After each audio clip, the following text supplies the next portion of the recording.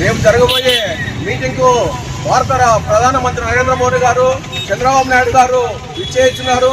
ఈ బహిరంగ సభలో కర్నూలు నగర అభివృద్ధికి 500 కోట్ల రూపాయలు కేటాయించి నగర అభివృద్ధి చేయడానికి కృషి చేస్తారని చెప్పి మేము డిమాండ్ చేస్తున్నాం. ముఖ్యమంత్రి గారు కర్నూలు నగరానికి ఇచ్చే సందర్భంగా పట్టణ పుర ప్రముఖులు కోరినది ఏమనగా ఇంతకాలమైన నగరంలో భూగర్భ డ్రైనేజీ నిర్మించకపోవడము అత్యంత శోచనీయం కనుక వెంటనే వారు దానికి తగిన నిధులను మంజూరు చేయవలసినదిగా కోరుతున్నాం. జీఎస్టీ గురించి ప్రజలకు కలుగుతున్నటువంటి ఉపయోగాన్ని వివరించడానికి దేశ ప్రధానమంత్రి నరేంద్ర మోడీ గారు, ముఖ్యమంత్రి గారు వస్తూ ఉన్నారు. అభినందనలు. కానీ మేము కోరేది ఏమంటే రాష్ట్ర విభజన చట్టం ప్రకారం వెనుక ఉన్న కర్నూలు జిల్లాకు ప్రత్యేక నిధులు ఏర్పాటు చేయాలి. అలాగే కర్నూలు టౌన్లో ప్రజల కొనుగోలు శక్తి లేక 4 సంవత్సరాల నుంచి దాదాపు 1000 కొత్తగా నిర్మించినటువంటి అపార్ట్మెంట్స్ లో ఇండివిజువల్ ఇండ్లు 1000కి పైగా కొనే దిక్కులేక నిలబడిపోయినాయి. ఎన్నడూ లేని విధంగా బాడీకి ఇవ్వబడునని చెప్పి 2 లక్షల కోట్ల ఇల్లు కూడా రోజు రోజుకు పెరిగిపోతూ ఉన్నాయి. అంటే అర్థమేమి, ఈ జిల్లా అభివృద్ధి కావడం లేదు, ప్రజల దగ్గర కొనుగోలు శక్తి తగ్గిపోతూ ఉంది.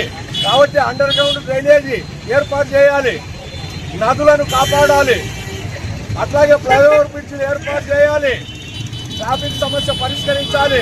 నగరాభివృద్ధి కావాలంటే కర్నూలు శివారు ప్రాంతంలో ఉండేటువంటి రోడ్ల నిర్మాణం కొరకు ప్రభుత్వం వెంటనే ప్రత్యేక నిధులు ఏర్పాటు చేయాలని చెప్పి పట్టణ పౌర సంక్షేమ సంఘంగా డిమాండ్ చేస్తా ఉన్నాం. అభివృద్ధికి రోడ్లకు, తర్వాత డ్రైనేజీకి, ఫ్లైఓవర్ వేయనిక, తర్వాత చివరి కాలనీలో రోడ్లు వేయనిక నిధులు విడుదల చేయాలని ముఖ్యమంత్రి గారిని, ప్రధానమంత్రి గారిని ఈ సభాముఖంగా కోరుతున్నాము.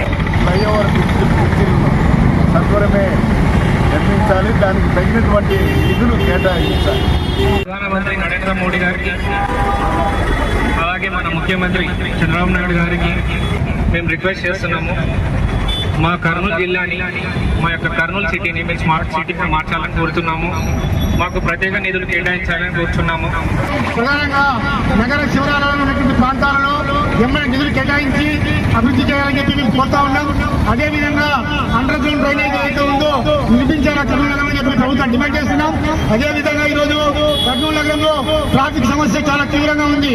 వెంటనే ట్రాఫిక్ సమస్య పరిష్కరించాలి.